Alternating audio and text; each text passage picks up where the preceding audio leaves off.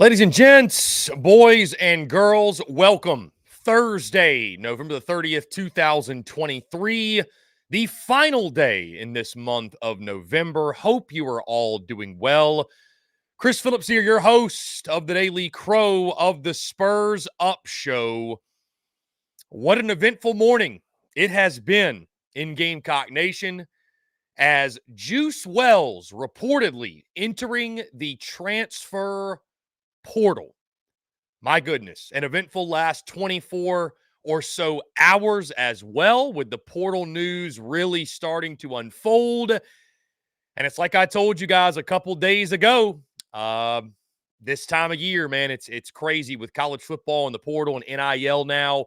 You know, we used to have somewhat of a lull until signing day. No longer, no longer. It is truly free agency in the sport that we all know and love. And I will have more to say on that later in the show. I see Eric Juice's NIL is commenting. Ethan K, Lance Player, Austin Gregory, Justin Langford, Cameron, Kenneth, Jonathan Lee, Peyton Smith, Aaron Arnold, John Edward, Touchdown TV, Travie, Chuck Burkett. We got a jam-packed house here on this Thursday. Also, those in our Discord, head over to the TDC Questions channel. The TDC Questions channel. Be sure your questions are answered there. Guys, we've been getting after it since 8 a.m. this morning. Soon as I woke up, my phone is blowing up. Hey, just so you know, it'll be water for breakfast this morning. No juice. No juice. What a day. What a series of events. Did not expect to be talking about this today. And again, guys, got a jam-packed show. Obviously, later in the show, I'll get fully into this Juice Wells stuff, the story. Again, in case you have been living under a rock this morning, maybe you've been at work, in the office, what have you, you missed the news. Reported by the Big Spur first by our good friend J.C. Sherbert. I reached out to him and confirmed, also reached out to some people in the building and confirmed that Juice Wells does indeed intend to enter the transfer portal. It is all but a done deal. Obviously, the portal opens up on Monday officially, and I'm sure that's when you're going to see a wave of guys actually putting out announcements, stuff like that. I think they can actually still announce right now. They just can't officially enter the portal until Monday, December the 4th. I mean, also the last 24 hours, Spencer Rattler officially declared for the NFL draft. That feels like a footnote at this point, right? With the news that came out this morning. Juice Wells has, I'm not going to say officially because he hasn't released a statement, but all but officially has entered the transfer portal. And man, I mean, it just, you know, for a school in South Carolina, and again, guys, we got a lot to get into with this later in the show. We're going to have a full segment on it after Marc Ryan. For a school, though, in South Carolina that is working so desperately to improve their NIL situation, this Juice Wells thing feels like it undoes a lot of the good that has been done by so many to improve things. Just because I mentioned this on social media this morning, I don't know how, after this, you ask the common fan to give more. I just don't know how you do it. I don't know how you go to the common fan and say, hey, the only solution to this is for us to have more. I really, really feel for those who are operating these collectives. I feel for our friend J.C. Sherbert, because I don't know how you in good conscience look somebody in the face and say, thank you for all you've donated to keep this person here, to keep the roster intact, to do this, do that. Sorry, it wasn't good enough. Your return on investment was literally zero. Not only was it zero on the field, but now that guy's leaving. What you did practically meant nothing. I don't know, man. It's a losing proposition. Again, more on that later in the show, guys. Also really excited. We are going to talk some actual ball, guys. SEC championship preview and prediction. Georgia and Alabama set to battle Saturday afternoon, 4 o'clock at Mercedes-Benz Stadium. I want to talk about that game, give you guys my pick on it. Also, later in the show, guys, drive around college football. Normally, of course, we do drive around the talk about all the SEC games. We're going to talk about all the championship games, and I'll lock in all of my picks for each of those games. And then, of course, guys, the end of this show, we will be taking your questions, your comments, and your voicemails. And I have a feeling that the questions today, the comments, the mailbag is going to be exploding. So you guys continue to leave us your comments in the chat, whether you're on YouTube, you're on X, you're on Facebook. By the way, guys, before we get Marc Ryan on, be sure you're on YouTube, you hit that subscribe button, you hit that bell icon so you get notifications when we go live, when we drop new video content as well. Also, we're on iTunes, Spotify, Google Podcasts. Be sure to check us out via podcast at The Spurs Up Show on those channels. Hit that subscribe button there. Rate the show as well. Give us 5 stars. It helps to boost the show. We drop daily pods. We drop daily video content. And every single week he joins us. We're going to go ahead and bring him on this final day of November. Our good friend, Marc Ryan of The Fan Upstate. Good morning, Marc Ryan. How are you? It's great to see you once again. Hope everyone had a great Thanksgiving, man. How do I look in garnet? What do you guys think? Is it a good color for me? Unlike some at South Carolina, I actually know the difference between garnet and maroon, Chris Phillips. But it is great to be here with you guys, man. Thanks so much for having me, as always, man. What's good? Marc, I can laugh at that because I've got a good buddy of mine. There's nothing that irks him more than South Carolina's struggle to nail down the color garnet, right? You go to a Gamecocks game or go to Williams-Brice Stadium even, and some of the signs are like, they're red, and then you got some that are like deep maroon, and you got some that are the right color. It's just like, it's all over the place, man. So I can respect that. I can respect that. So I will say, I think you're a little bit closer to the Texas A&M, Virginia Tech maroon, but I mean, it can pass. It must be the lighting. It must be the lighting, Chris. That's always the excuse, Marc. That's the beautiful thing. That's always the excuse. Well, Marc, I wasn't planning on kicking off your segment with this. I thought we'd just go ahead and dive right to the South Carolina Clemson game. But the big news of the day, and I know you're going to have some strong opinions on this because it's not just something that affects South Carolina. Obviously, I believe it was yesterday, Florida had a pair of their top defenders into the transfer portal. Now it comes out this morning. Juice Wells is expected to, he's all but confirmed it, enter the transfer portal. Your immediate reaction to that news and what it means for South Carolina? Well, it's devastating, and you've got to feel as though you were completely used by a player and a system. Why are these rules about accepting NIL money? Why are they under wraps? Does he have to pay that back, Chris? Does anybody know? If you're a Gamecock fan and you put money into a collective, why would you do that again if some of that money went to Juice Wells and that's the result that you got on it? You ordered a large pizza, Chris. They came out with a slice for you. You know what I'm saying? Here's your large pizza. No, I ordered a large pizza. You gave me a slice. I'm not paying for a large pizza. You already did. You already did pay for Chris, Gamecock fans have been taken to the cleaners, and I'm curious if you're hearing the same thing I am, man. There is concern among some in the Gamecocks football building that what is a drip could become a flood. What is a drizzle could become a tsunami. Okay? This is not Marc Ryan making any massive predictions. All I'm saying is that I've heard from a few different places now, and I'm just curious if you're hearing the same thing, Chris, that there is concern in the football offices as to just how deep this mass exodus could be. Yeah, Marc, I've definitely heard this morning that, and I don't believe that Juice Wells will be the final Gamecock that hits the portal, obviously, just because even if I hadn't heard anything, that's the nature of the beast when it comes to transfer portal. But I have heard this morning that there could be multiple starters that join Juice Wells in the portal. So it's, again, nothing confirmed, but I have heard the same things in regards to there's concern with some other players, some other contributors, some guys that made impacts down the stretch. I'll just leave it at that could find themselves entering the portal as soon as today. over the next couple of days, what have you. I mean, again, Mark, you mentioned, and I agree with you, something has to give, something has to change, because I was just mentioning before you came on, like, I really genuinely feel for these people that run these collectives. They built a business around these collectives they're running and operating, and a situation like the Juice Wells things happen, and you got to try to convince people that your money's not just completely going to waste. I mean, well, and this is a case where is Beamer to explain this to folks? You know, what is the bleeping explanation here? Why, Shane? Why were you coy all year? And I was going to say, Mark, now it explains. You played coy all Yeah, year. People continue that. to funnel money into the collective. You're coy.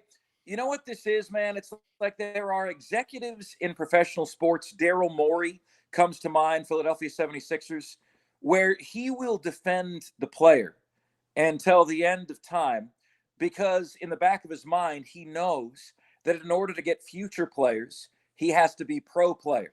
So even when the player is wrong, he defends the player. And everybody knows it's full of BS. This smells of that, Chris. It's just like, bro, you know, you got great Gamecock fans, loyal Gamecock fans, putting money into this collective to what? What are they paying for? You know, like, how upset will you be if Juice Wells catches 2 touchdown passes in his first game with somebody else next year? Like, how will that sit with Gamecock Nation? Like, what was the explanation for why he wasn't playing? When I hear, you know, physically he's ready, but mentally he's not, I think, okay, that means it could be something like depression, which we need to take seriously. Or it could be like, what is it? Juice Wells says, no, man, I'm not playing this week, but I'm not going to the NFL draft. I'll be back next year. Can we just, like, look, man, can we just get an explanation about what's going on? That's all we're saying. You know, that's all we're saying. Because of HIPAA guidelines, you know, sometimes you can't get the answer. But, you know, I truly feel, Chris, that the Gamecock Nation is owed an explanation from either Beamer or Juice Wells. And if I'm Shane Beamer, I'm going to Juice Wells and I'm saying, look, man, at this point, either you're going to say something and I am, but we're not about to do these people this way, where we've just strung them along. You've collected money, and I'm not going to say anything because I'm going to be pro player. Because, man, I can't be anti-player, or we're not going to get the next Juice Wells who did what for you, who just took your money and sat and didn't play, Chris. And then there's the next layer of this to me, and that is, I am a firm believer of judging people based on what they can control, right? It's why, Chris, I have a huge problem with the resume argument in college football. It's like, you know, we treat college football like it's college basketball, and you've got 40 games to build a resume. You don't. You know that. You know, how long this year before the last month did you hear, who is Georgia beaten? What, does that mean they're not the best team in America? What do you mean, who have they beaten? They've beaten who they've played. They tried to schedule Oklahoma. They had a game scheduled against Oklahoma. Because Oklahoma is joining the SEC, the game against Oklahoma got replaced with a game against the Island of Misfit Toys. You see what I'm saying? So to me, man, like, I don't understand the resume argument. Like, no, man, like, so what you're telling me is, if you took the Philadelphia Eagles and put them in the Mountain West, they don't deserve to be in the playoff because they played a Mountain West schedule. They wouldn't be one of the 4 best teams in America. I hate that. Tying that back into Shane Beamer, tying that back into other coaches, Chris. It's like, we want to form a judgment, and a judgment is going to be formed on Shane Beamer, in part because of this year, in part because of next year, in part based on what happens. How much of that can he control? Can he control, man? Seriously. If South Carolina has another 6 scholarship offensive linemen go down next year, Gamecock fans aren't going to want to hear the explanation for why they're 3-7. You see what I'm saying? They're not going to want to hear that explanation. They just want production, no excuses now. There is no rule that you can only have 20 players from a team enter the transfer portal. Everybody can leave. You could be left with nothing. You could literally be left with nothing. So you realize just how hard it is to become a head coach in today's day and age, because, Chris, you and I are going to have our success or failure numbers. You know, we're not going to bend on those numbers. Hmm. And then what is going to happen is a bunch of stuff that Billy Napier can't control, that Shane Beamer can't control, all of which points to, man, you got to create something like Georgia's created, like Alabama's created, where players essentially don't want to transfer, right? Like they know they're in the it spot. Mark, just really quickly, this will tickle your fancy. It's just reported DJ Uiagalelei is also back in the transfer portal. Hey, I mean, I'll just say this. We're going to get off of this. There's a ton to discuss and unwrap, but at some point there has to be contracts, right? Like the way that coaches are incentivized, like the way they're incentive based in their contract. You have to do this to get this. We have to get to that point, right? Like I am all for guys making money off their name, image, likeness, but like you can't ask people to invest in something. And I think of it like a real estate agent asking for 300 grand from somebody and saying that you saying, "Where's the house?" He says, "Well, just trust me, bro. It's coming." And then it never gets delivered. And he's like, "There was no contract. There was no paperwork. Oh, well." I mean, in no other facet of the world does it work that way, where there's just no paperwork, there's nothing binding, right? I mean, would you agree? Like, again, this is affecting Florida, this is affecting everybody. What do you, when you look at the landscape, like, what is the solution?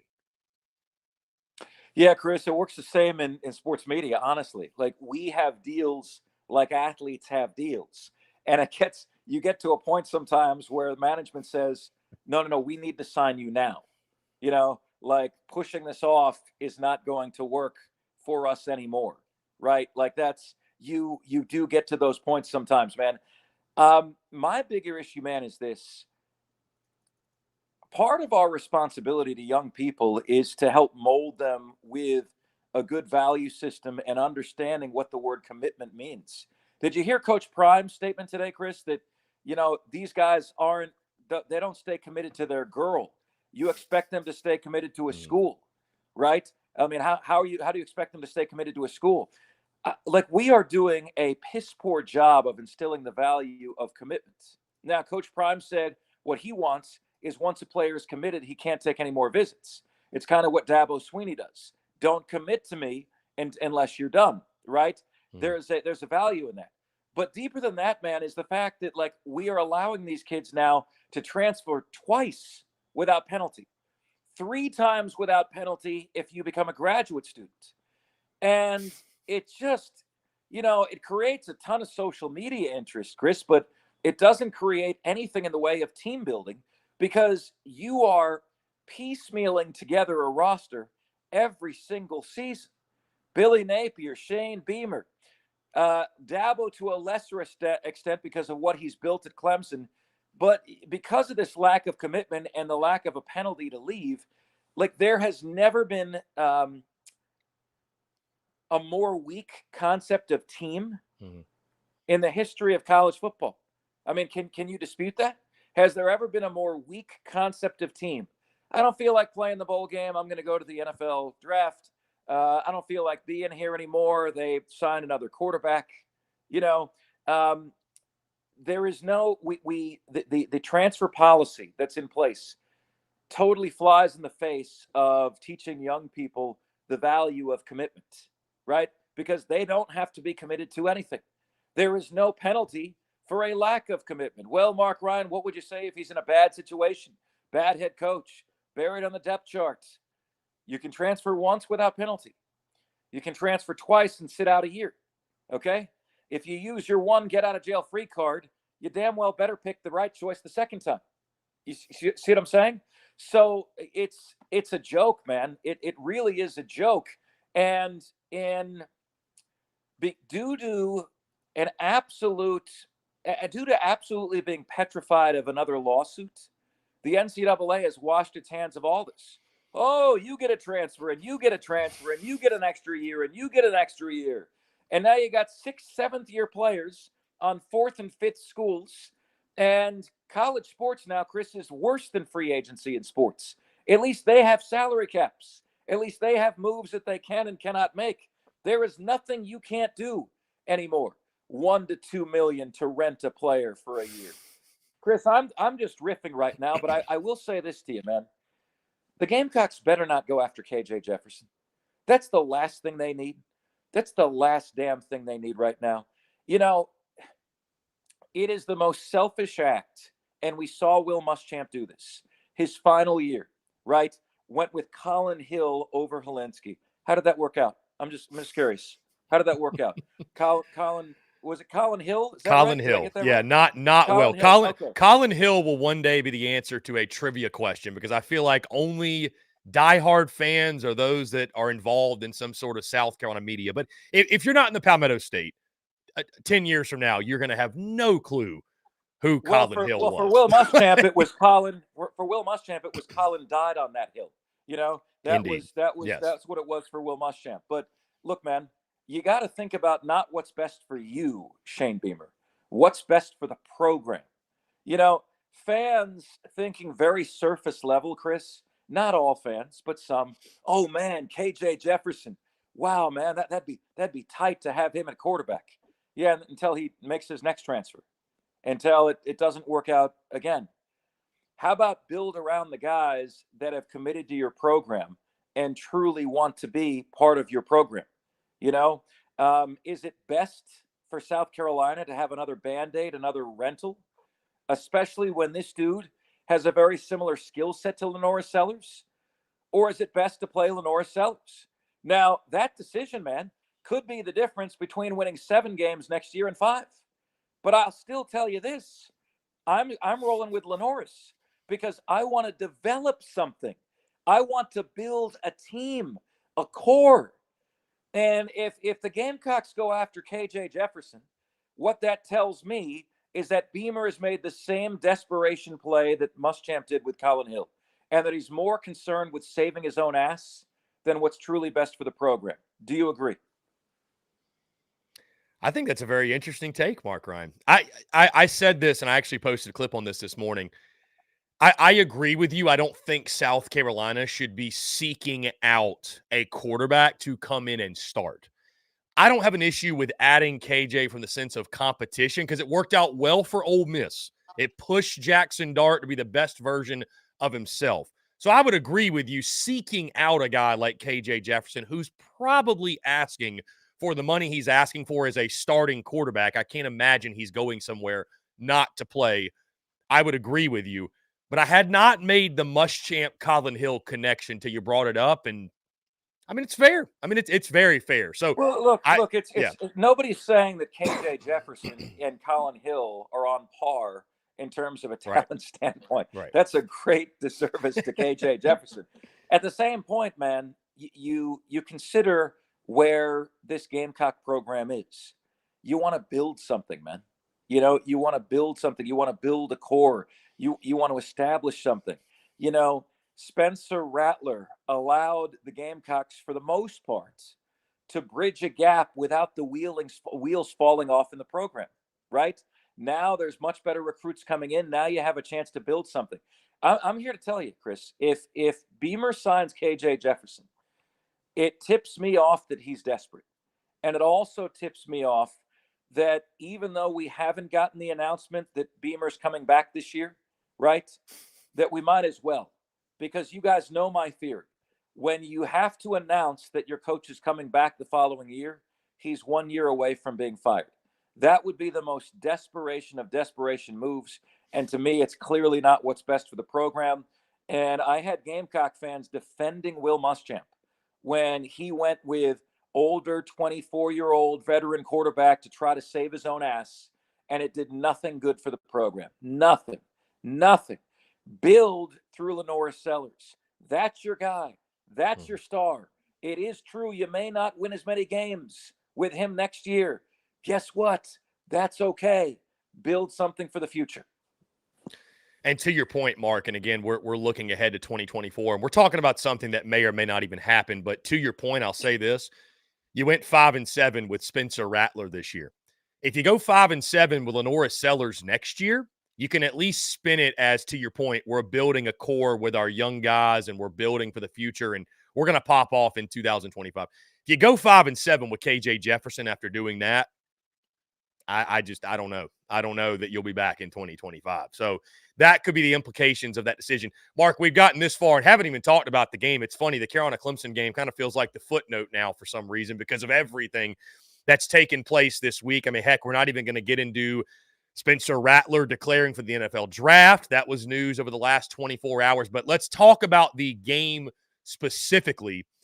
Mark, I said it was one of the worst Palmetto Bowls I've ever seen in regards to just boring, unentertaining, but Clemson has their way. They dominate on both lines of scrimmage. As we mentioned, a turnover aided Clemson to a 9-point win, the early blunder by South Carolina, and the Gamecocks offense just could never get going to obviously keep South Carolina out of a bowl game, 5-7 finish.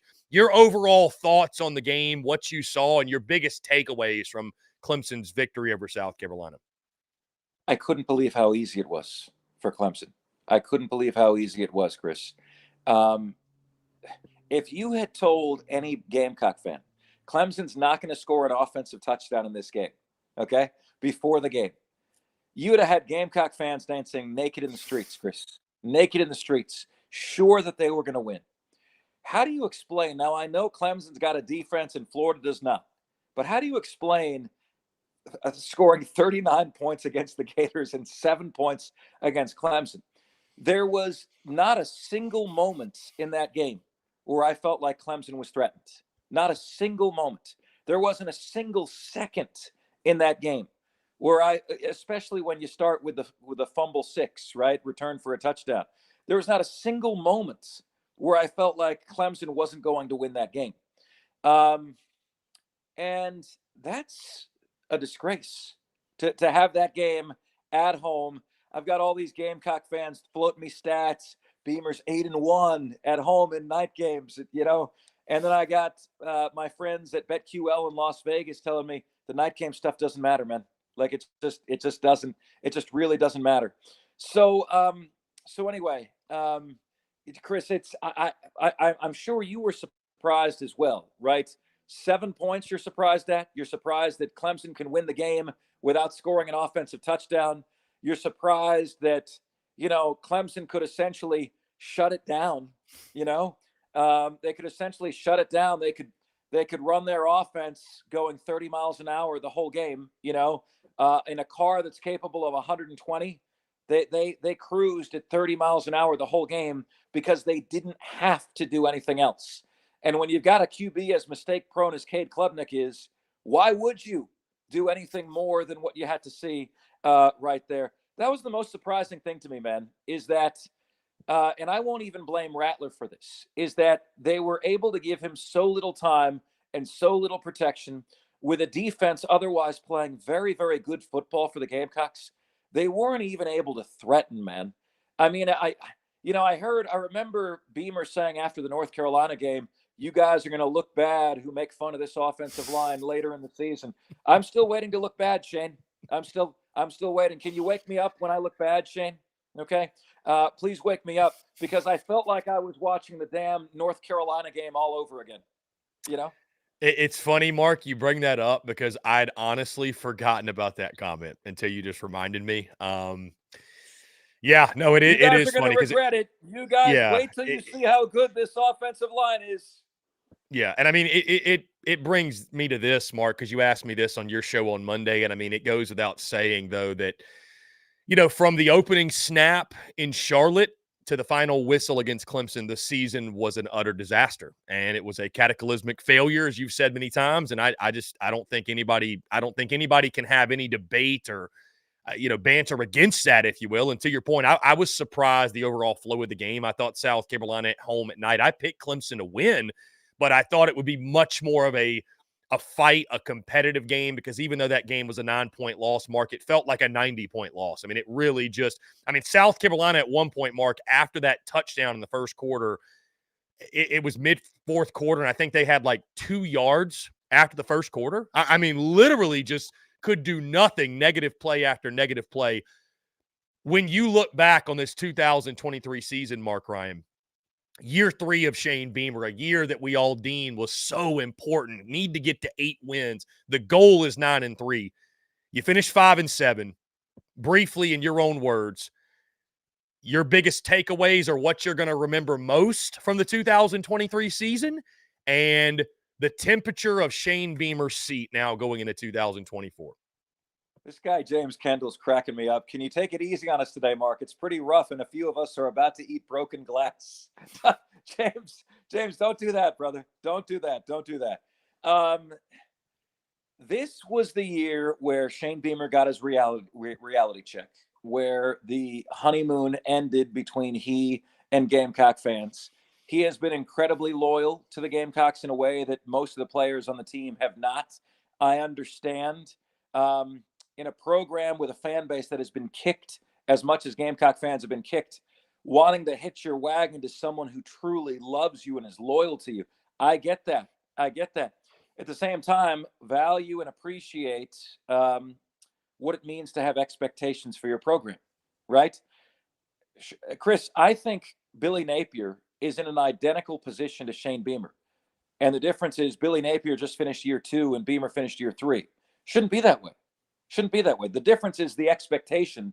There's a feeling of Gator fans of win next year or else, and you tell me, Chris, is that feeling there with Shane Beamer right now? Is there a feeling there of win next year or else?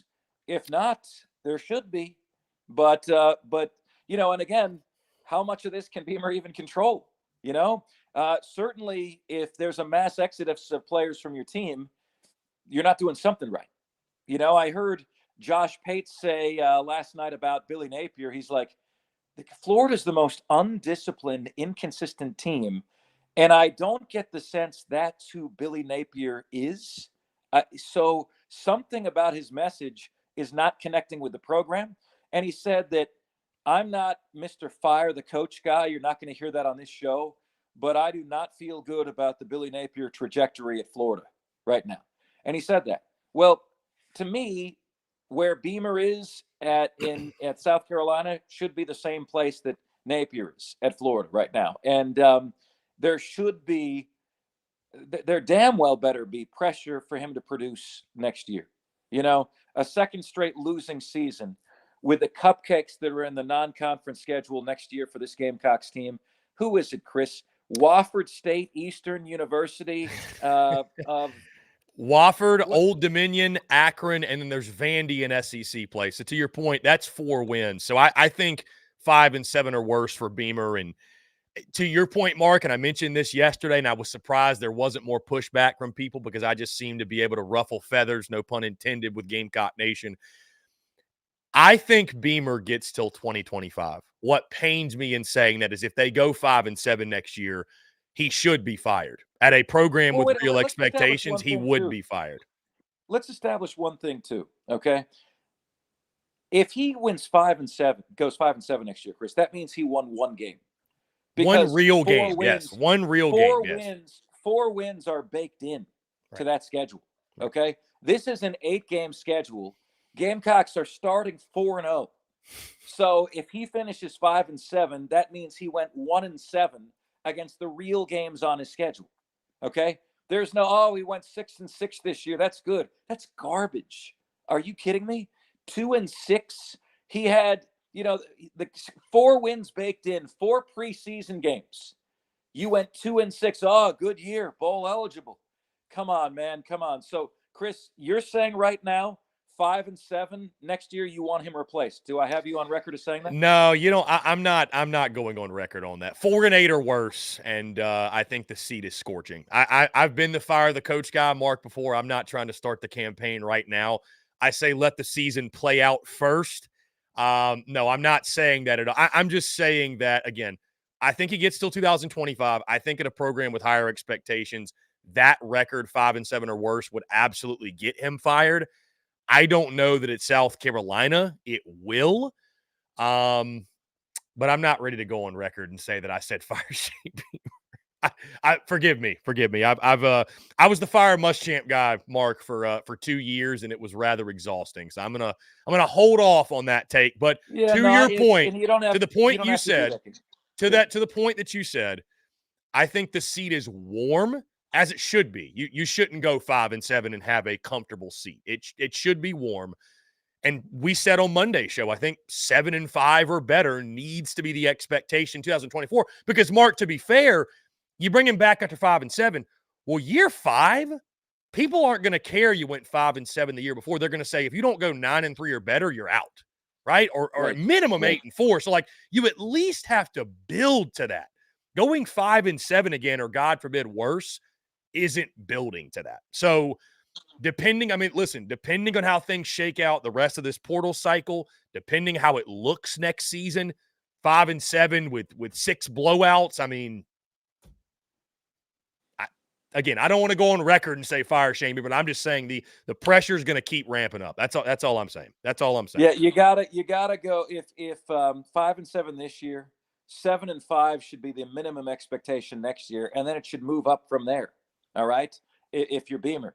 My issue with Billy Napier, Chris, is I believe his floor is 5-7 and his ceiling is 9-3. And at Florida, a ceiling of 9-3 isn't good enough. Now, if you've identified that about him, that there's going to be mistakes, undisciplined play, to which above 9-3 is not possible. What must be done eventually should be done immediately, right? And should you wait 10 years with Billy Napier and then look back and say, man, that Marc Ryan guy was right. We were never worse than 5-7. We were never better than 9-3, right? Like, should you have to go through 10 years of that, of missing the playoff every year, a 12-team playoff, to get to that point?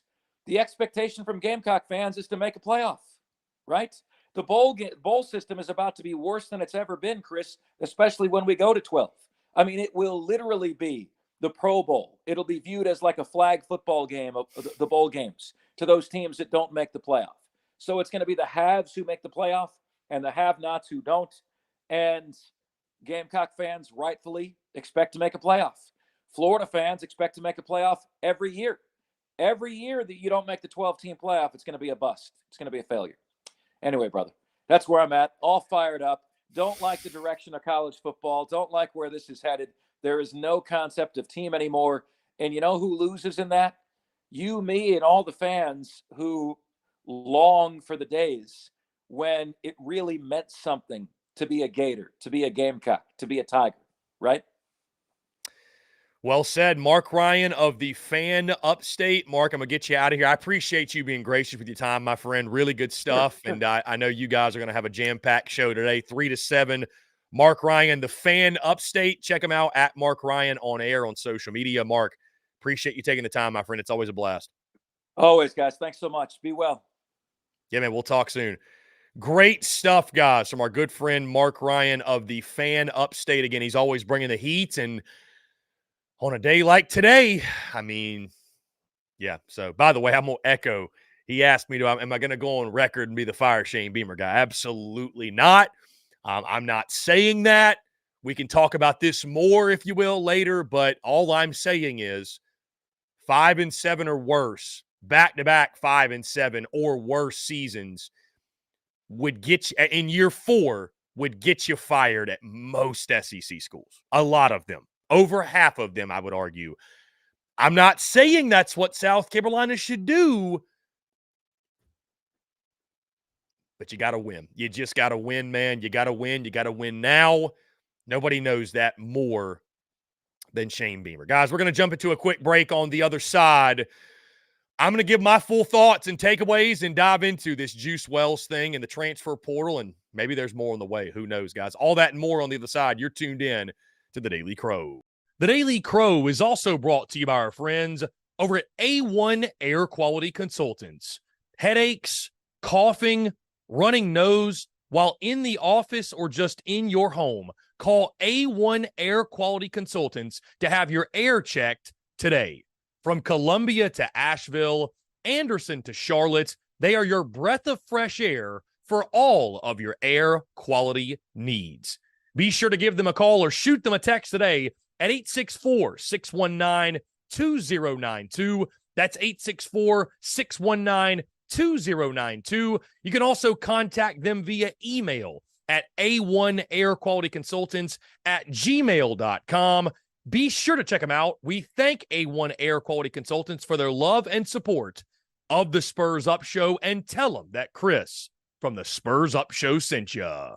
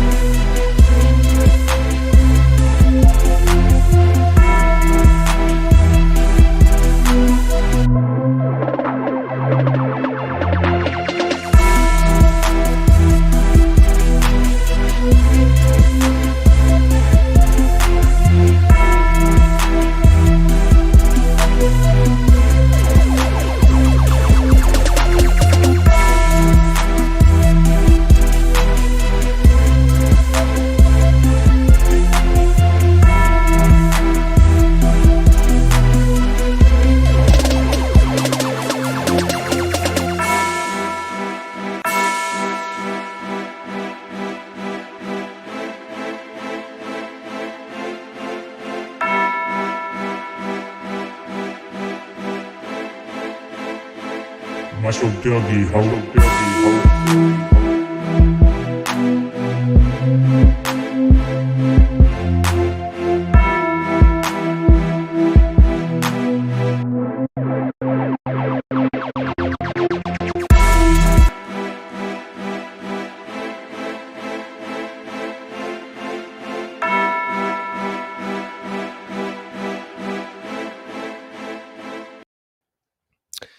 Ladies and gents, boys and girls, we are back here on this Thursday, November the 30th, 2023. Appreciate you guys tuning in.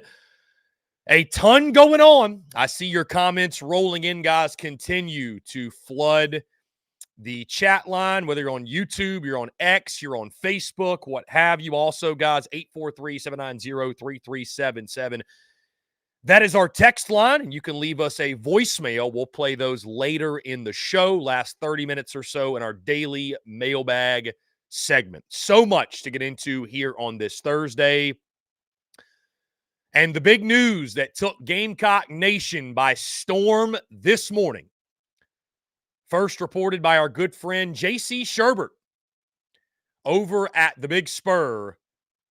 Gamecocks wide receiver Juice Wells, after appearing in just 3 games this season with an apparent foot injury, it is expected that he will enter the transfer portal. That came out around 8:30 or so this morning, and as you can imagine, all hell has broken loose. You know, I feel like, guys, in this transfer portal and NIL era, nothing should really surprise us. Yet, with that being said, I find myself every now and then being surprised, especially when just 10 days ago, Juice Wells went on record on his social media and said this: clearing the air, I'm not playing and not holding out for the NFL draft. I'll be back next year, ... Now, to be fair, he didn't say that he'd be back for South Carolina. He just mentioned that he would be back. Now, since then, Juice Wells has turned off replies to that post. And even this morning, after the reports came out, went as far as to retweet a Diamante Tucker Dorsey, who I believe is a player, looks like a player at Texas, who posted this. I find it so funny with this narrative that now, because players get NIL, it's, quote, all about money, end quote, when they want to transfer, with a laughing emoji face. We play in college to go to the NFL to get money, with a laughing emoji face. It's always been about money, so can we please cut it out and stop pocket watching? Juice Wells reposted that this morning, about an hour or so before we went live here on the airwaves. I mean, guys, I was surprised. I'll take you back to this morning. Reached out to J.C. Sherbert, reached out to some people in the building that I stay in contact with. They confirmed all of this. I was surprised. I was taken aback by the news.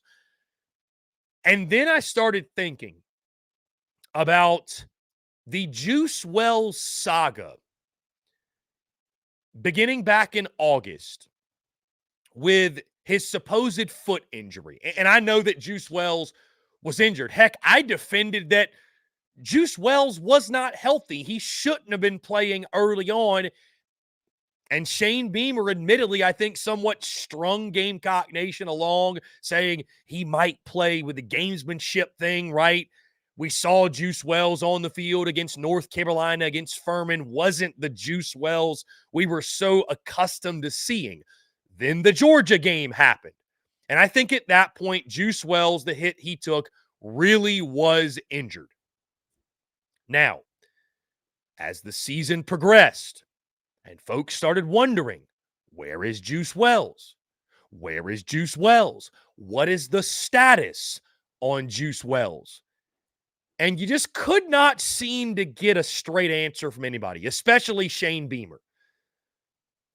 And that was no more apparent than at the end of the season when the media is asking Shane Beamer about, hey, coach, is Juice Wells, what's the status? Is he going to play? And you've got Shane Beamer saying things like, it's really up to Juice if he plays. We got to see where he is mentally. Not physically, but mentally. And it just, you go back and you think back to the way Dowell Loggins spoke about it. You think back to the way that Shane Beamer spoke about it. 2 and 2 never really equaled 4. Like it never made sense what was going on. And it led us to believe there was something more. Well, now we see there was something more. Now we see that there was much more to the situation. I mean, heck, guys, back on November the 17th, I think we posted something about Juice Wells. I think it was, Shane Beamer had said he's not playing this weekend, something like that. And I posted that graphic, and there were a lot of comments on that graphic about Juice Wells. He's sitting out. He's preparing for the NFL, whatever. Juice Wells' father commented on our post, and I highlighted those comments, screenshotted them, and posted them back on November the 17th. This is 3 days before Juice Wells announced, hey, I'm not holding out. I'm going to play next year. Granted, again, he did not say South Carolina, but made that post where everyone thought he's coming back.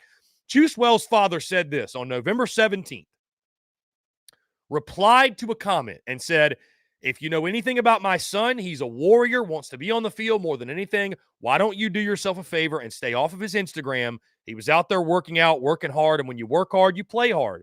You probably don't know nothing about that. Just stick to being a fan because you're not an athlete. And you don't know what's best for the Juice. I want you to keep the same energy when he kills the SEC next year. Again, no mention of South Carolina, just when he kills the SEC next year. Then another comment to the same guy. Juice Wells' father, yet again, he was trying to come back every week. He is not the one talking to fans. He is the one trying to get stronger and better every week. If it was up to him, he would have been playing every week. His injury wouldn't allow it. He has no obligation to talk to the fans. His only obligation is to get well and play football. He's not listening to the fans. He is listening to the doctors. So everybody in that moment thought, hey, Juice isn't holding out. It really is. He's just hurt. It's okay. He's going to come back, or he's got a decision to make. Hopefully he comes back. Then Juice Wells posts. And here we are now today on this Thursday, November the 30th. And we learn that Juice Wells is expected to, and all but confirmed, is entering the portal. I mean, guys, I don't even, it's been a couple hours since it took place, and I'm still looking for the words, and I just, we always say the transfer portal giveth, and the transfer portal taketh away. And this is just a brutal reminder of what college football is now. Guys, from the national college football standpoint, the SEC standpoint, the talking heads, the content folks, college football has never been better, right? Because there's always something to talk about. Like this transfer portal stuff, guys, it's the diehard fan. It's the diehard fan that is being asked to and is contributing their hard-earned money into NIL channels, hoping to keep their favorite players around. The content folks, the national college football folks, the business of college football has never been better because there's constant headlines. It's free agency. There's money moving all over the place. There's talking points. There's subject matter. Like we used to not have this, right?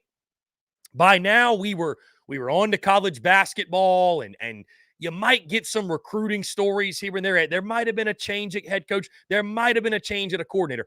Outside of that, the month of December, January was pretty dead leading up to National Signing Day. Now it is pure chaos. Now it is pure madness. And I really feel bad for a couple parties in this instance. Number one, I feel bad for the fan. I feel bad for the diehard fan. And listen, I'm all in favor of players getting the bag, getting their bag, being compensated off name, image, and likeness.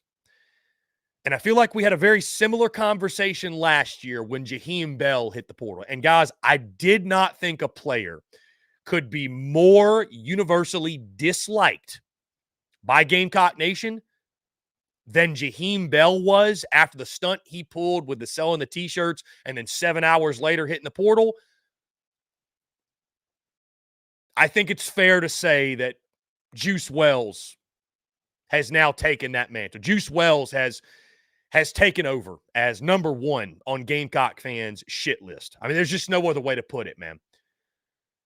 Juice decided to return for another year with Spencer Rattler, and everyone in South Carolina circles, collectives were saying, we got to keep giving, guys. We got to keep giving to maintain the roster. We need you to give. The only way we're going to compete is if you continue to give. Common fans, not just the millionaire boosters, common fans.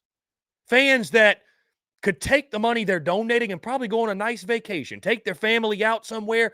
Hey, you know what? I want to give back to my school, give back to my university. And again, guys, as we know, this isn't just a South Carolina problem. It's happening all over the place. But the common fan, the diehard fan, the fan is being asked to give with no promise of anything in return. Think about it, guys. Would you ever buy a house without seeing it or even knowing it exists? Would you ever buy a car without seeing it or knowing it exists? Would you ever invest in anything in that manner? Would you ever purchase something without some sort of bill of sale, some sort of written agreement that, okay, like I know like the stock market and sports gambling, but those things are a gamble.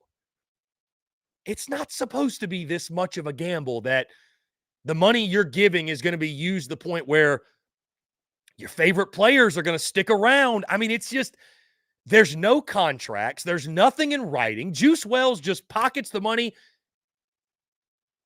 And what is he obligated to? What's his end of the deal? What's his end of the bargain? There's nothing. So I feel bad for the common fan. I really do, man. I feel bad for the fan that is investing hard-earned money. And I don't care if you make six figures a year, you're making $40K a year, you're a millionaire. Getting zero on ROI is zero on ROI. Everybody's getting stiffed. And you know what they're going to tell you guys? And listen, I want to make this very clear. I'm not, we bring JC Sherwood on the show weekly.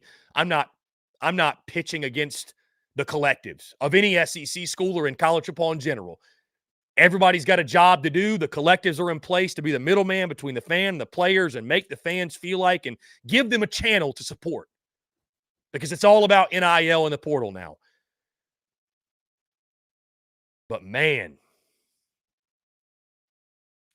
folks investing their hard-earned money in that with zero promise of any sort of ROI. I mean, this is a black eye on NIL, man. Like, things like this, when they happen,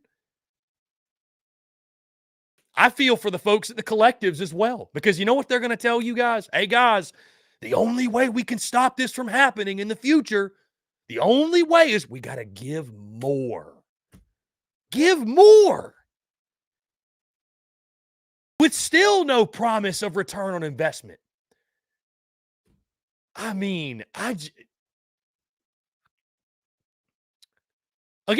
also feel bad for folks like JC Sherwood, who have to go on his show this morning and talk to the fan base with a straight face. And talk to the fan base about the blunders of NIL. And again, this is not just a Gamecock thing. Let me clarify that. But he's got to go on record and say, guys, you know what? We're making strides. We just lost one of our best players, if not our best player when healthy, for next season. But we need you to give more. That's the only solution.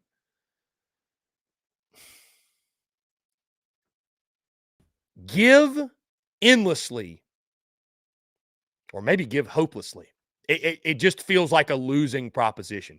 And again, I'm not pitching against NIL, guys. I'm not pitching against the Garnet Trust, Carolina Rise, whatever collective it is. You're another SEC fan of another SEC school. I'm not pitching against the collectives as a whole. But, man, when something like this happens, you feel like it undoes a lot of the goodwill or a lot of the progress that collective has made. Because the common fan is waking up this morning like, so you're telling me I invested my hard-earned money into this collective to retain a guy like Juice Wells, and this man appeared in 3 games, didn't make any sort of impact on the 2023 season.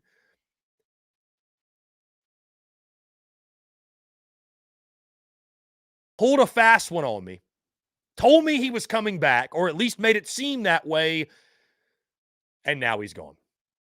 Just like that. Man, you're going to have a hard time convincing folks that investing in that manner is a good investment. You're just going to have a really hard time. And this might hurt the feelings of some folks out there that are, he's speaking against NIL. I'm not speaking against anything, but I am giving you the reality. I'm giving you the reality that it is a losing proposition in this day and age and in this economy. It's a losing proposition to invest your money into what? Into what? There's no contracts. There's no bill of sale. There's no written agreement. I mean, in the business world, guys, only a fool would do such a thing. Only a fool. Nobody in business operates that way. And if you do, you're not going to be in business very long. You better have something in writing to protect your ass. That's all I'm saying.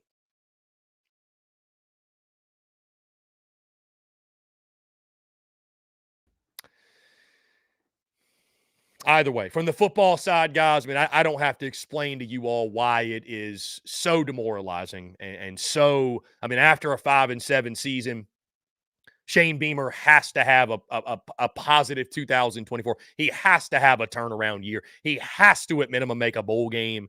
You think to yourself, you're getting Juice Wells back. You got a young quarterback in Lenore Sellers, but he's going to have a great option on the outside to go along with Nick Harbor, and now all that is gone. And we saw it last year with, again, Marshawn Lloyd, Jaheim Bell, Jordan Birch, Gilbert Edmond, and we wrote that off as, okay, those are Muschamp guys, is what it is. This is the first big domino that has fallen. That is a Beamer guy. And I know that a lot of it's out of his control, but if it's another brutal portal cycle in which South Carolina is gutted, because this very well may not be the last. I would venture to say it's not the last. If South Carolina is gutted yet again, and then you have a losing season next year, where do you go? And guys, on that note, like, I hate to say this, like, what's the hope for a school like South Carolina, like Kentucky, like Mississippi State, like Arkansas? What chance do you have when you know you don't have? I'm not saying the NIL situation at South Carolina is the worst in the SEC, but you know it's not the best. And it's just moments like this where you're like, what hope does South Carolina have to compete? Because every time they get a good player, who knows if he's going to stick around? You've become the farm system to Florida State. You become the farm system to these bigger schools, and the rich get richer. My heart hurts for the diehard fan today. My heart hurts because this is not the college football that you and I grew up knowing and loving and investing ourselves in. It's not. And I said this last year around this time when the Jaheim Bell stuff was happening. I'll say it yet again, guys. Moments like these are a great reminder of the harsh reality that fans have to accept. That your favorite players, outside of maybe a few, give credit to Luke Doty. Give credit to Kerryon Joyner. give credit to these guys who stuck it out and loved being a Gamecock and said, you know what? I bleed the garnet and black. Cheers to them, man. Tip of the cap. But the harsh reality that outside of a unique circumstance, the harsh reality that fans of all schools have to embrace, your favorite players, and most times your best players, your favorite players don't love your school the way you do. They don't take pride in being a Gamecock like you do. They don't care about South Carolina like you do, especially the guys you pick up out of the portal. Because the same way you got them is the same way you'll lose them, folks. If they left for the bag once, they'll leave for the bag again. It's a very transactional relationship. And not just at South Carolina, but all across the country. That is the harsh reality of college football. Guys, we're going to jump into a quick break on the other side. I do want to get into some football stuff, guys. We got the SEC championship game upcoming. I'm going to talk about the SEC title game and the championship games this weekend and then end of show, guys. We will get into your questions, your comments, your voicemails as well. I want to hear from you. All that and more, guys, on the other side. You're tuned in to the Daily Crow. The Daily Crow is also brought to you by our friends over at A1 Air Quality Consultants. Headaches, coughing, running nose while in the office or just in your home. Call A1 Air Quality Consultants to have your air checked today. From Columbia to Asheville, Anderson to Charlotte, they are your breath of fresh air for all of your air quality needs. Be sure to give them a call or shoot them a text today at 864-619-2092. That's 864-619-2092. You can also contact them via email at a1airqualityconsultants@gmail.com. Be sure to check them out. We thank A1 Air Quality Consultants for their love and support of the Spurs Up Show, and tell them that Chris from the Spurs Up Show sent ya.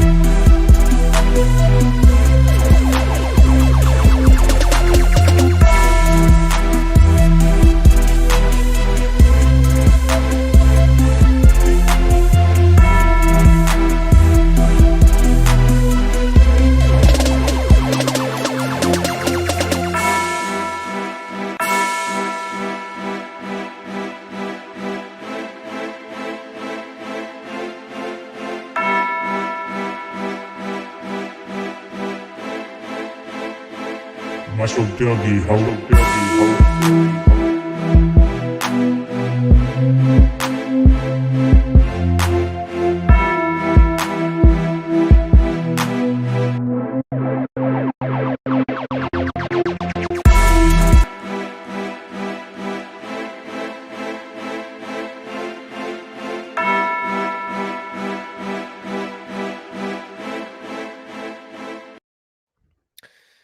Ladies and gents, boys and girls, we are back here on this Thursday, November the 30th, 2023. Appreciate each and every single one of you tuning in. Guys, we could just continue on with the NIL stuff, the transfer portal stuff. Guys, my phone's blowing up right now. I'm getting texts of, hey, this guy's going to enter the portal. This guy's going to enter the portal.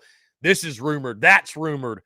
I think a lot of names are being thrown around right now. I'm not going to say much of anything until some stuff's more official, because I think obviously right now it's like the sky is falling, what have you. But we'll see. I mean, again, some of you I saw comment Monday is Bloody Monday in college football, December the 4th, when the portal officially opens. Isn't it crazy? The portal's not even open yet. It's not even officially open, but all these reports coming out of guys that are going to dip and going to leave. It's craziness. But with that being said, guys, there was college football on this weekend that I most certainly want to discuss.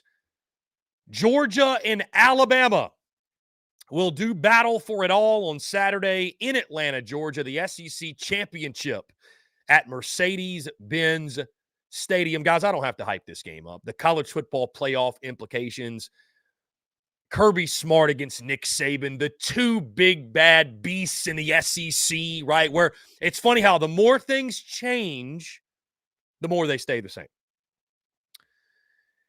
I was one, admittedly, that thought LSU would get back to this game. I thought LSU-Georgia was going to be the showdown, but credit to Alabama and Nick Saban, what they did this season. As we look at this game, guys, my preview and prediction for what's going to take place in Atlanta. You first start with Alabama's impeccable history in Atlanta, Georgia. Guys, they've never lost in Mercedes-Benz Stadium. And I know the Benz hasn't been around for a while, but you think about some of the memorable games against Georgia, both in the SEC championship, the college football playoff, the national championship, if you will. You know, I think our good friend Chris Marler yesterday made some great points on if you get Georgia in a situation late in that game, of course, guys, dogs are the favorite. You get them in a situation late in that game where the game is tied or Bama's ahead. There's some demons still in that building, I think, for Georgia fans that are going to pop up in their head. But it is interesting nonetheless. I don't think a lot of those storylines, a lot of those trends, a lot of those records matter all that much coming into a game like this. But, I mean, I think the stat was something like Alabama hasn't lost in the city of Atlanta in like 100 years. I mean, something crazy. So does that really matter on Saturday? Not necessarily, but I do think it's interesting when you think about the chess match and the mental battle of this game. You know, it's Georgia, I think, that's got more to deal with from the mental side, because while Georgia has become the beast of college football, there's some not so great memories against the Crimson Tide in that building specifically. Guys, you look at this game, I think the question everyone's been asking all week, can Georgia's defense, can they slow down Jalen Milroe? Can they limit the big playability? There's nothing more demoralizing for a defense than when a quarterback is able to drop back, especially on third down, make a play with his legs, beat a pass rush, and get the first down, right? Georgia's done a pretty good job this year getting after the quarterback. Alabama, while they've done a much better job of late, I think they've only allowed 4 sacks in the month of November. They have not done a good job this year of protecting the quarterback. I think Jalen Milroe has bailed out that offensive line a lot of late with the plays that he's made with his legs. If Georgia is not able to corral him, and it's much easier said than done, right? Because the second Jalen Milroe steps foot on that field, he is the best athlete on that field. If this Georgia defense is not able to corral him, whether that's with a spy, whether that's great discipline off the edge to keep him in the pocket, you let 4 get outside that pocket, all bets are off. It opens up things in the passing game, downfield, guys can get open. Either the longer he's able to stall. I'm very curious to see how Kirby Smart and company attack Jalen Milroe. What do they do to make him uncomfortable? Are they able to keep him in the pocket and at least limit it? Because Jalen Milroe, a great athlete, he's going to get his. He's going to make big plays, but you've got to limit those explosive plays and do everything you can to make him beat you from the pocket. Also, guys, for Alabama, again, it's about keeping Milroe in his comfort zone. If he's not able to run, what's the offensive game plan on the Bama side from Tommy Rees? I think Alabama lately has done a really, really good job of catering this offense to his strengths. I think early on they were asking him to do way too much, multiple reads in the field, scan the entire field. They'd simplified that down, right? What the chess match in a game like this, these two great coaching staffs, these two great teams, the chess match.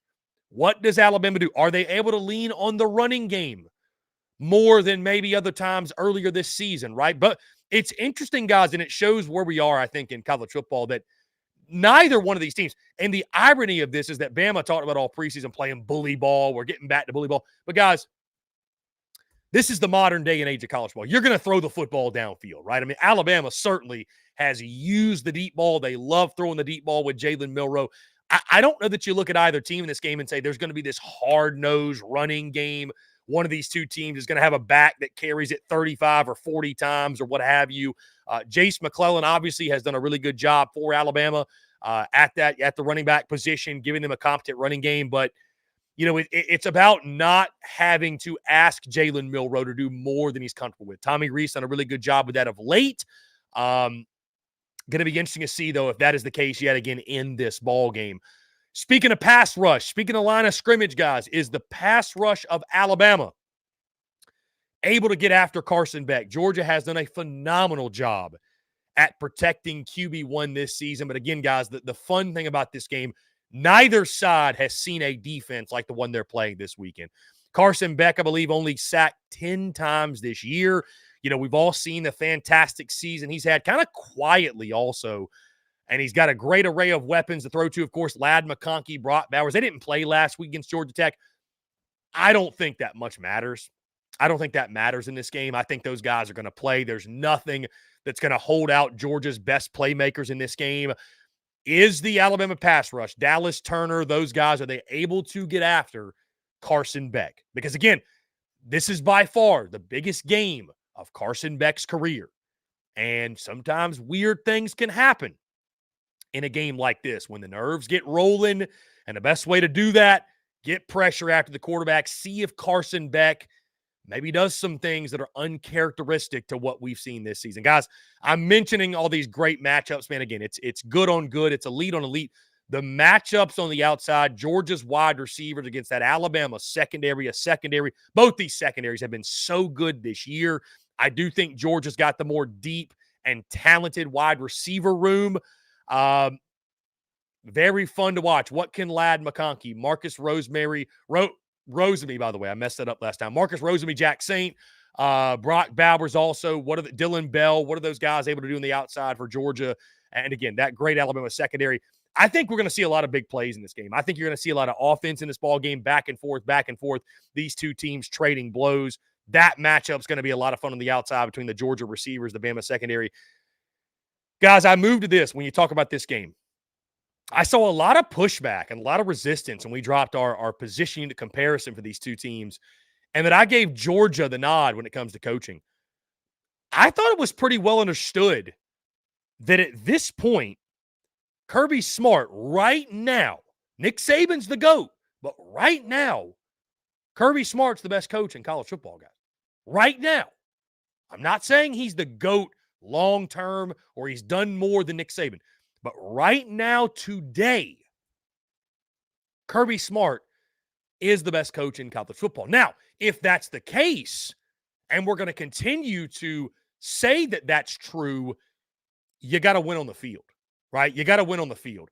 And I tell you this, guys, if Nick Saban is able to take down Georgia after the way this season started early on, this is his greatest coaching job to date. I mean, really, truly, when you think about the adversity this team was facing early in the year, did not know what they were going to do at the quarterback position after the Texas and then USF games. Most folks, I think, guys, thought that Alabama may be going 7-5, 8-4, and instead, if they're able to take down Georgia, take down the beast of the East.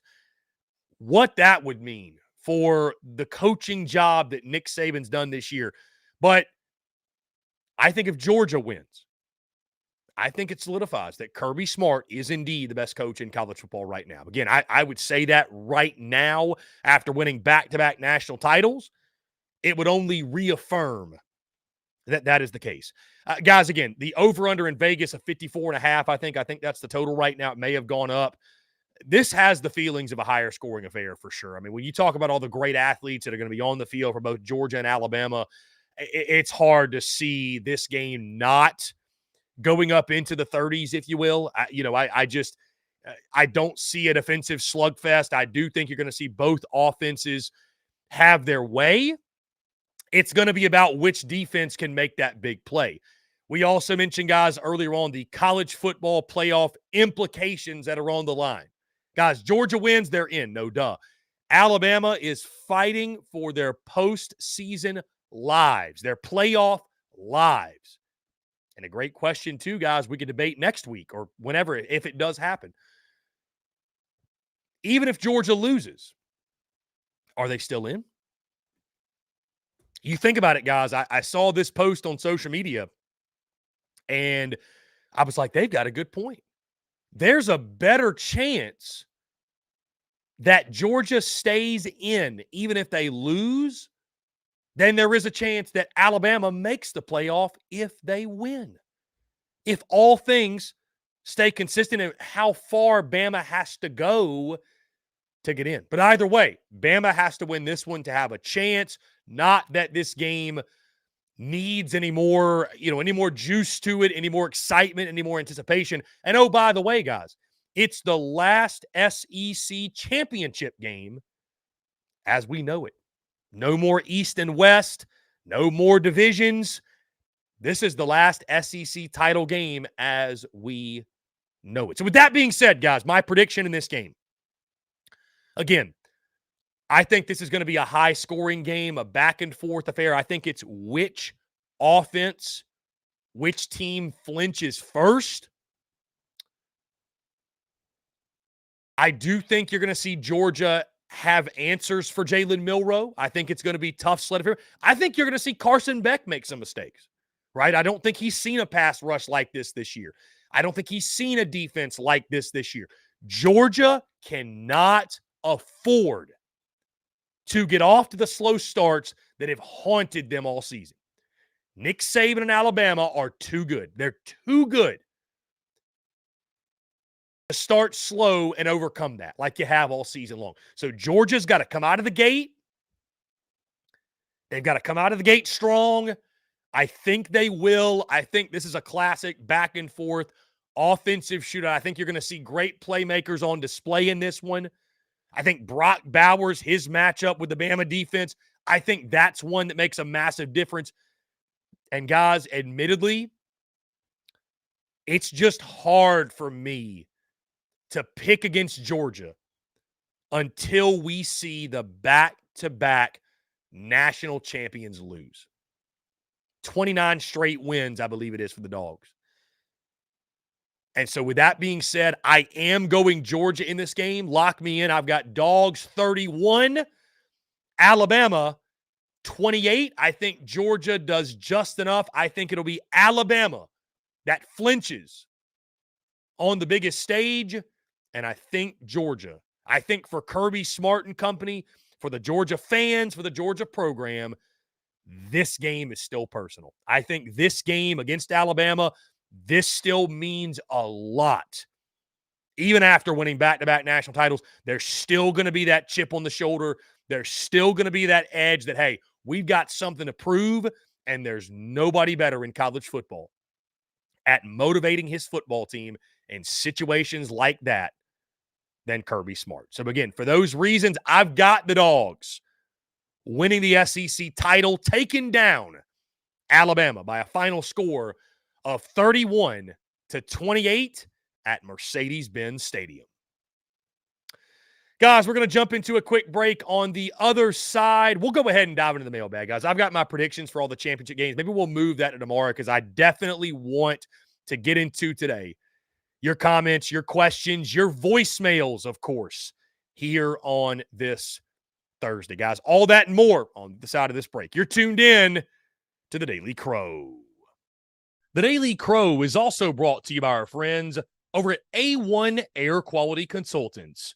Headaches, coughing, running nose while in the office or just in your home, call A1 Air Quality Consultants to have your air checked today.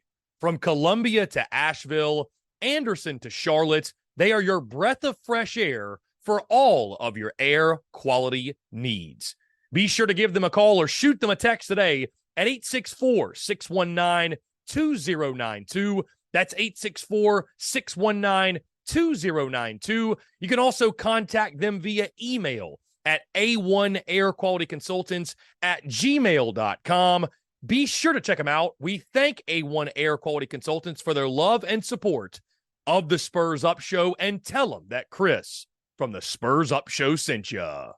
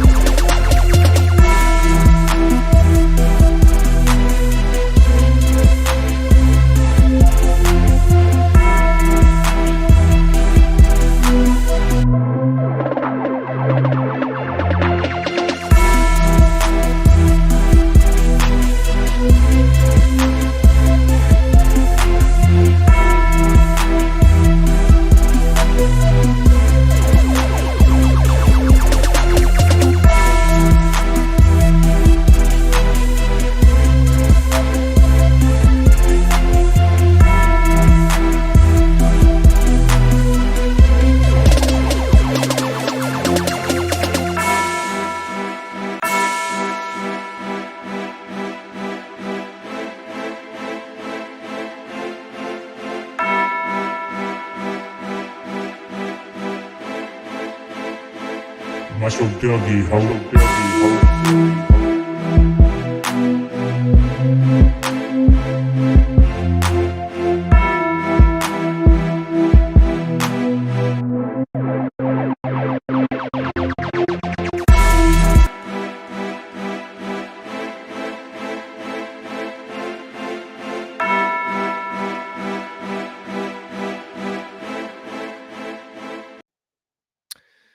Ladies and gents, boys and girls, we are back here on this Thursday. And over the break, Gamecock Central reporting that Mitch Jeter is entering the portal.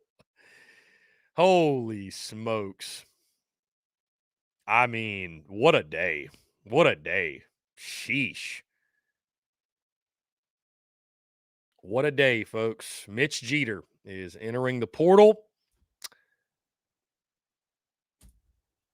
The floodgates, it seems, have been open. Guys, let me really quickly plug in the voice line here. Give me just 1 second. I was so busy over the break getting this posted that I forgot to plug in the phone line. So here we go. 843-790-3337. So, guys, this is the daily mailbag segment. This is the daily mailbag segment. Here we go. Let's see.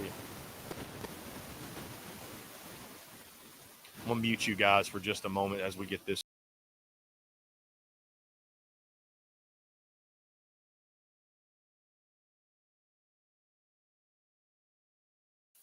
Okay, there we go. Guys, 843-790-3377. As we dive into the daily mailbag, we got a couple voicemails here. Let's go ahead and get into it. Chris, just try to call in, call it go through, but I'm one of the guys that gave money. I won't never do it again. It's going to happen 2 years in a row, and I don't make a whole lot of money. I probably make $60,000 a year, which isn't very much in today's time. So yeah, I'm going to have to quit giving. It's these kids are. It's just despicable the way they treat the system, you know. And the NCAA created this. I'm not going to really say it's the kid's fault because this is game-changing money for them. You know, I think we all kind of knew that Juice, there was a big chance he was going to transfer. The stuff that was going on that Beamer wasn't talking about, I think most of us could read between the lines, but it's still it's crushing. What's crushing is at South Carolina, I worry that we're just going to be a stepping stone for college football. A kid comes in, we develop him, or he turns out to be a diamond in the rough. He's going to leave as soon as it becomes marketable and go play for a team that's able to compete for a championship. And I think it's going to be worse now that we have 12 teams in the playoffs. So I don't know. I'm having a bad day now that old Juice packed up and left, but I'm a Gamecock fan, man. I love the sport, but it's getting watered down. And a lot of my joy, quote unquote, is leaving. Well said. We're going to keep it moving, guys. We have a few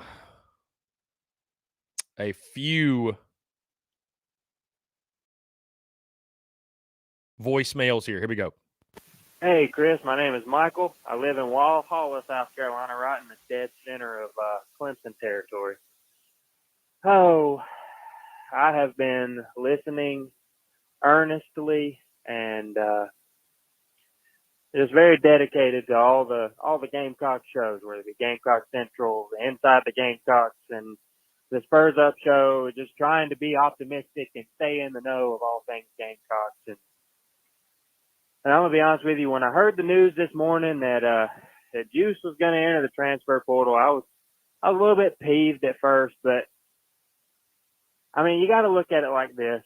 When we first hired Shane Beamer, he was all about, you know, establishing the culture and you know, love your brother. And I think I've heard you quote that a couple times on the show. And I think we still got to go with that, man. You got to be supportive of Juice. Let him go.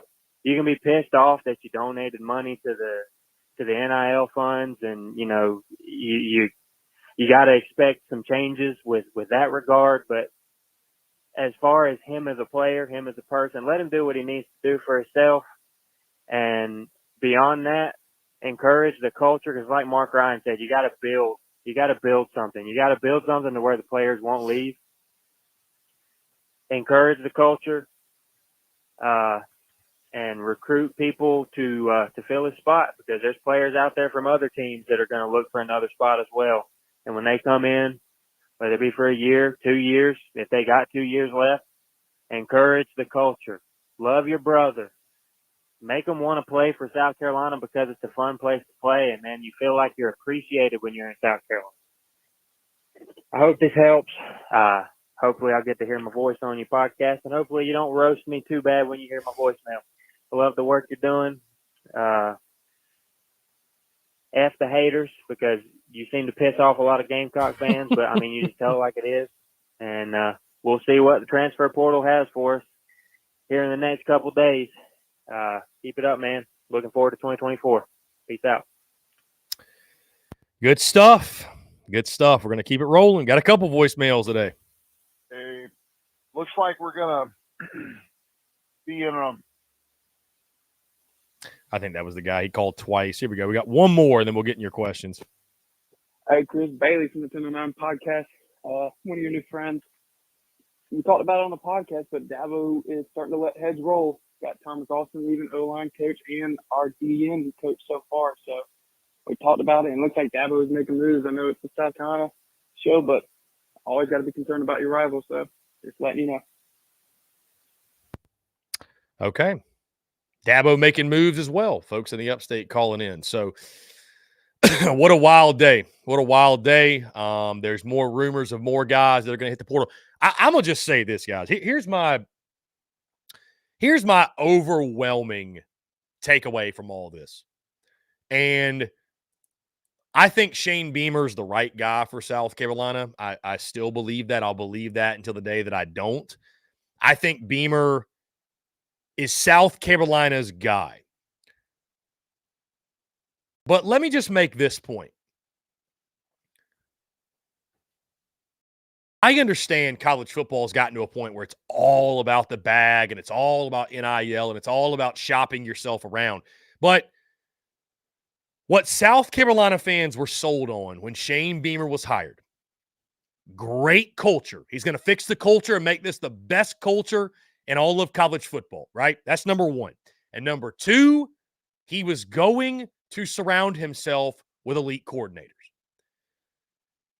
Players up and leaving,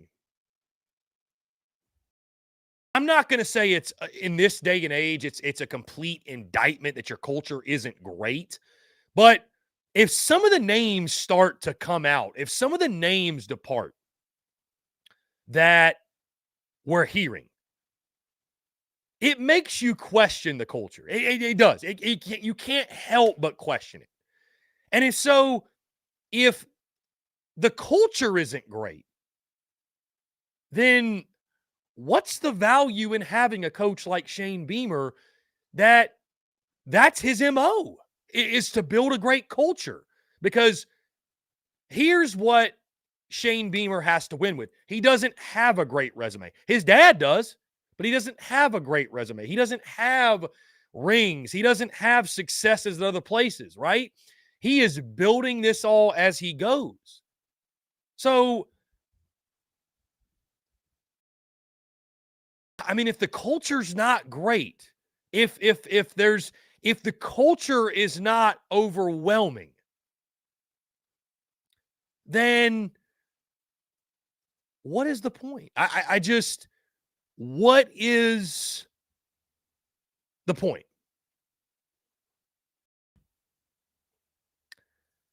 I don't know. I do know this. Gamecock Nation is unraveling at the seams today, and I don't blame people. Mitch Jeter all of a sudden has entered the portal. I mean, my goodness, that just comes out of nowhere.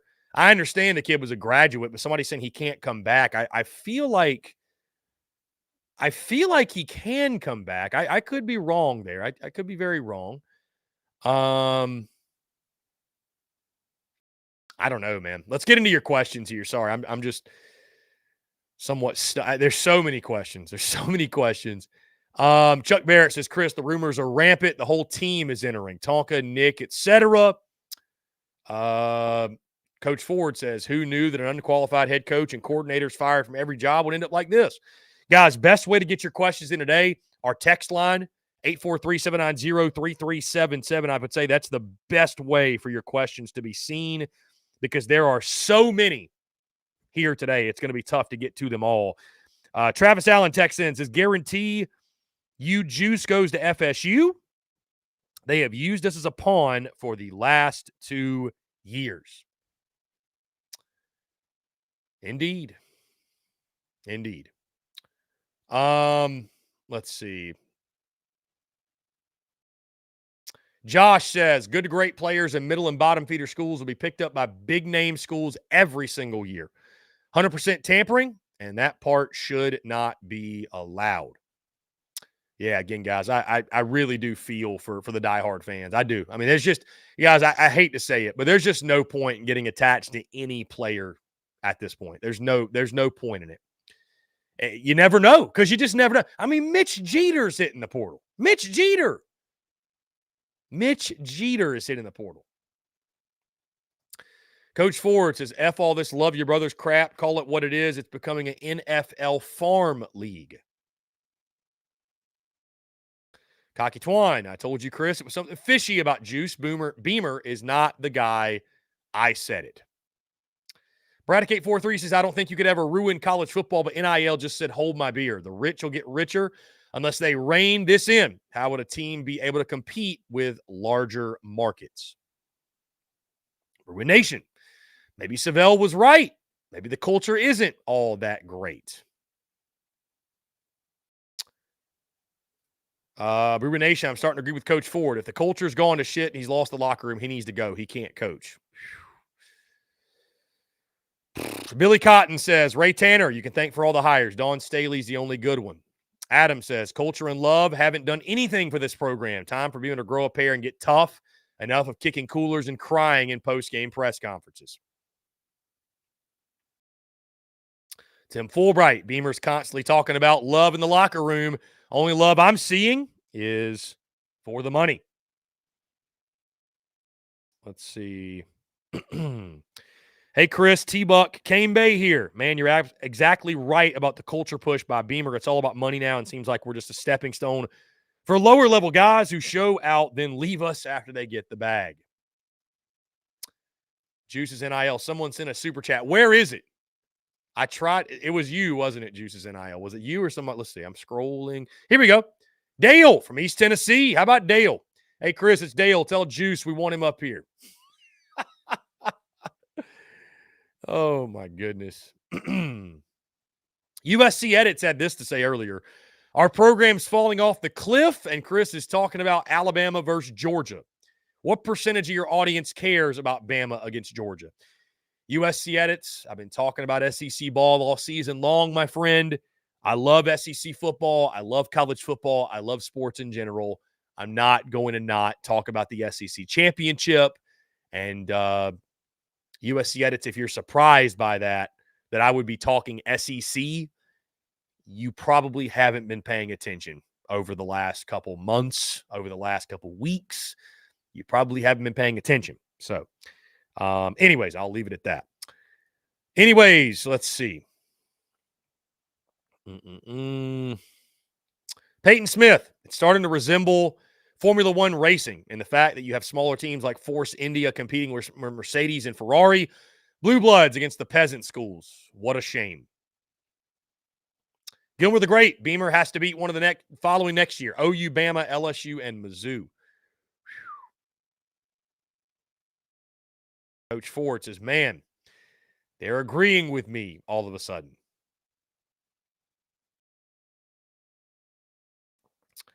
Hunter Johnson says he thinks Juice is going to go to Southern Cal or FSU. Let's see.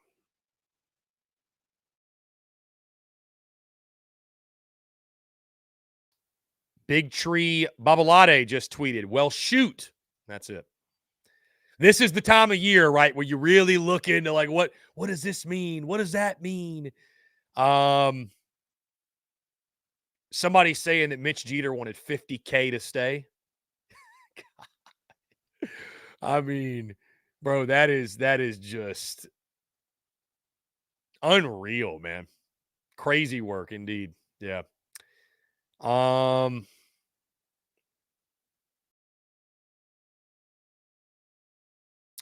Tim Fulbright, NIL was supposed to be where the players get the NIL deal after they sign, but now it's bidding and paying for them to come.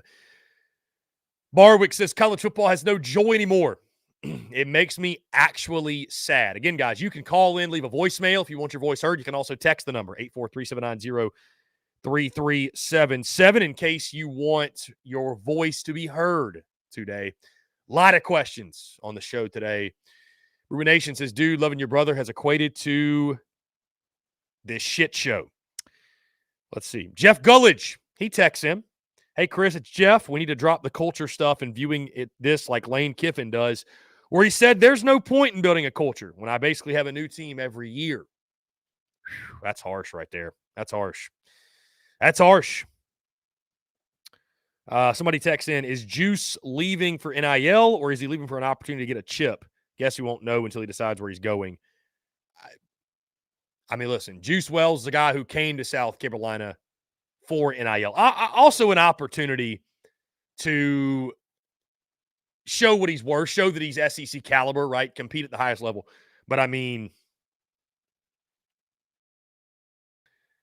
Adam says, I don't think we could have appreciated Wells any more than Gamecock fans did. The amount of jerseys I saw in the stands showed that appreciation doesn't do a damn thing. I mean, and it's crazy, too, Adam, that, like, it's crazy that Juice Wells was very well taken care of. I mean, it's not like Juice Wells, we just can't get the money together.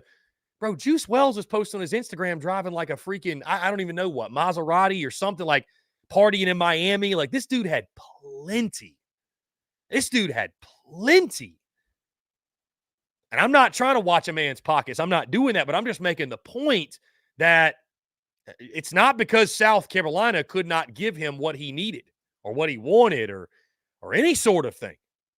So that's what makes it crazy too, honestly. That's what makes it crazy as well.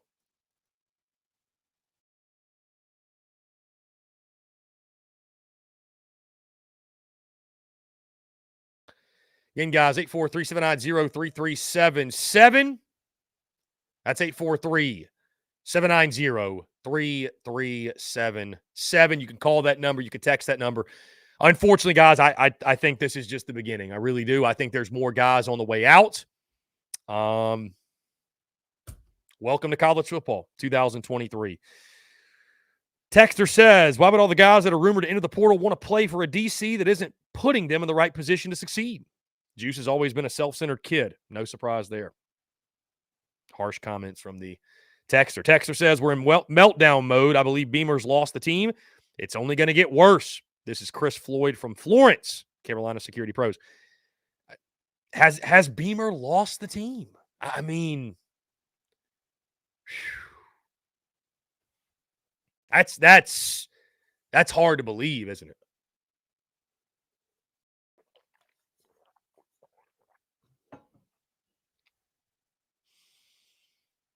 I don't know, man. I just, it stuns me where we are. It does. It stuns me.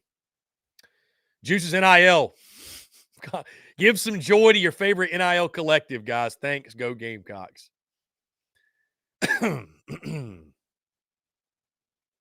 Officially Sports. Where does this program go from here? Because I don't know. Chuck Burkett, Gamecock Central says Juice to the Texas Longhorns.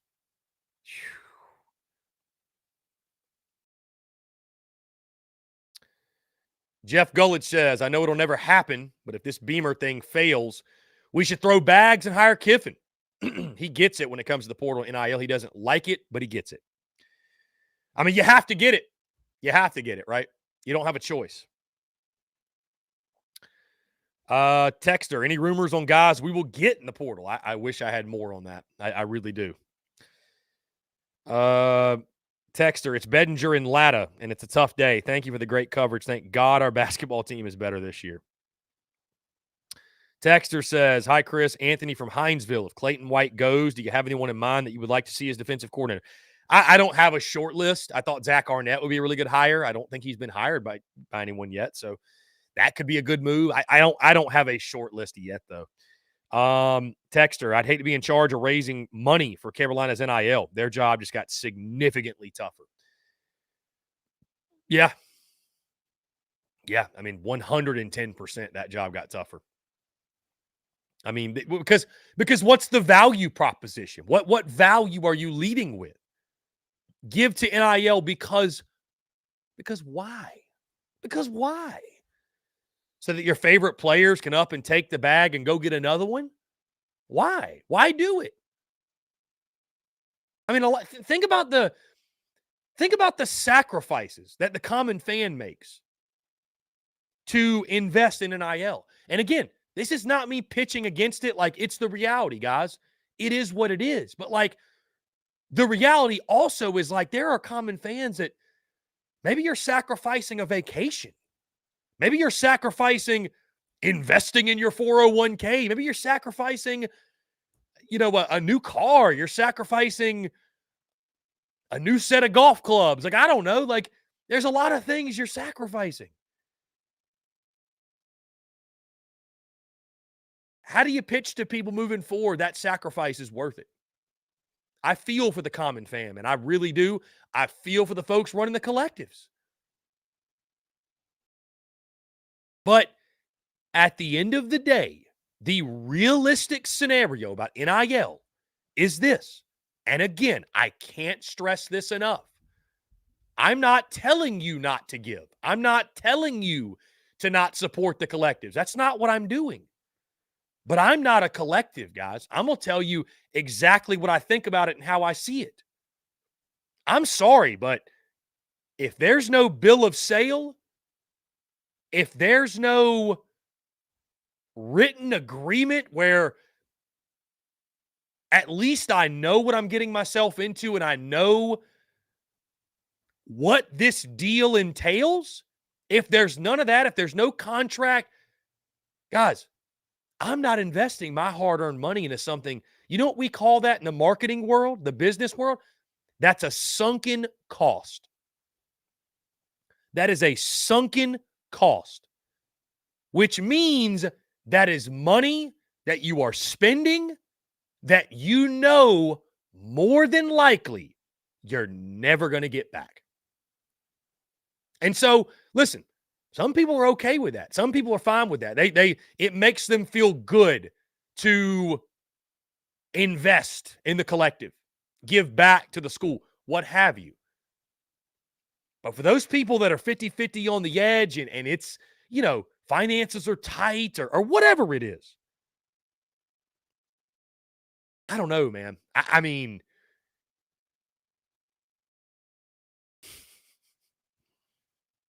this situation right here, by the way, guys, this takes me back to last year when I saw folks on social media peddling for if you're not giving to the school, you're a bad fan, and basically trying to call out fans who weren't giving to NIL.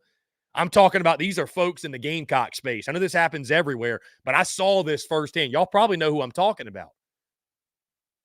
Trying to bully people and say that, you're this and that if you don't give. Man, it's up to everybody at their own discretion what they want to do with their hard-earned money. And I mean, after a situation like this, can you blame people? I mean, can you really sit here and blame folks? I mean, we've done different things with NIL that I'm really happy with because you know why? It was a transactional type of thing where everybody won, which that's what I thought when NIL was first introduced. Everybody wins, right? Everybody wins. We get to make some cool merch. Fans get to rock some merch. And profits go back to the player. It's not $1 million. It's not it's not a crazy amount of money, but like that's when I thought of NIL. I'm like, okay, we all get to win. Great. Awesome. But that's not what NIL is now, man. It's not. It's not. It's not businesses a lot. And some of it is, don't get me wrong. Some of it is, businesses, hey, I want you to promote my brand. I'm investing marketing dollars into you, right? I'm investing marketing dollars into you. This is going to help my business, or at least has the potential to help my business. I'm helping you. Win, win, win. But asking common fans to just blindly give money just for nothing. For nothing. For what? What's the return? It's not a sustainable model. Our friend Hale McGranahan of the Big Spur said that this morning. The collective format in which you are crowdsourcing money, it's not sustainable, guys. It's not sustainable. The only way you can crowdsource in this way is if you have millionaire donors who it doesn't matter if they cut $100K. It don't matter they cut 500. Like they can cut it. It's fine. They got it. They got it. So even in this scenario, like there are wealthy USC alum out there. Darius Rucker, Darla Moore, Joe Rice, others that I'm not even familiar with, but they're out there. You want more in NIL? That's who you should be contacting. Not Steve in Somerville. Not Allen in Aiken. Not Billy in Beaufort. Not Greg in Greenville. Not Chris in Columbia.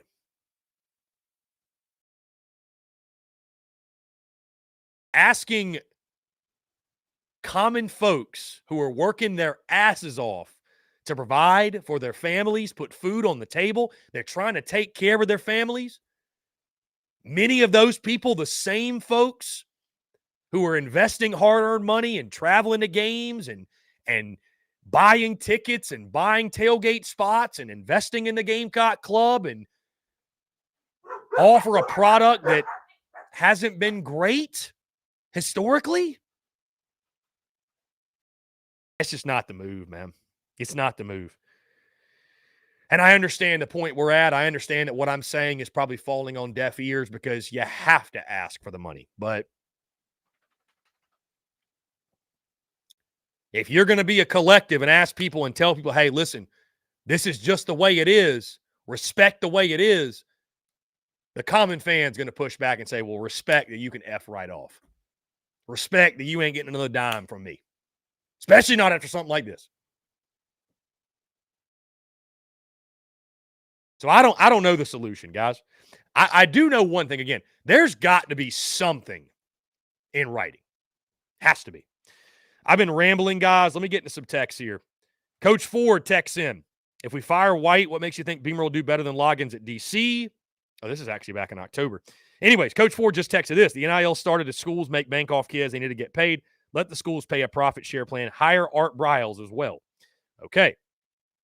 Texter says, I get where folks are about donating to the school and collectives. It's their choice how they spend their cash. My only condition is to don't come bitching about the state of the program when you've got none of the help needed to get the team better. So if you don't give to NIL, you shouldn't be able to say anything about your favorite team. Imagine telling somebody that 10 years ago. So if you're buying tickets and going to all the games and you're wearing merch, whatever you're doing, you're investing your money, your time, your energy. But if you're not giving to NIL, you have no say. That's a shame. Anthony from Hinesville, giving money to NIL is truly a gamble. I guess as a donator, you have to be willing to take that risk, at least until NIL puts some financial rules in place that require players to see out their tenure to receive payment. It is a risk for sure. Jeff Gullich texts in again. We need to drop the culture stuff. Okay, he says, USC is a school of lawyers and doctors. We should have a lot more money in NIL. Robbie Davis, my prediction for the basketball game tonight. South Carolina 89, North Carolina 69. Oh, by the way, the women do play tonight. So there you go. Guys, by the way, even though USC edit says who gives a damn, we are going to run for fun a SEC championship simulation tonight. SEC championship simulation on our YouTube. Alabama and Georgia. Going to be a lot of fun, guys. So be sure you hit that subscribe button, hit that bell icon so you get notifications when we go live, when we drop new video content as well. That'll be 7 o'clock when we'll kick that off. And again, guys, just something fun. We haven't done a simulation in quite some time. Unfortunately, there's no South Carolina Bowl game. So we don't have a simulation for that. So anyways, guys, we'll do that tonight at 7. Join us. We'd love to have you. We'll continue the conversation during that simulation about if anything else breaks or happens. Outside of that, guys, iTunes, Spotify, Google Podcasts, that's where you can find us in podcast format. Hit that subscribe button, leave us a 5-star review, and stay tuned on social media, guys. Content bleeding out the eyeballs. This seems to be only the beginning when it comes to the transfer portal. So make sure you stay tuned. Going to be a lot rolling in regards to content. Guys, appreciate you all tuning in. Thank you all so much. Have a great rest of your Thursday, and we will talk to you all tomorrow.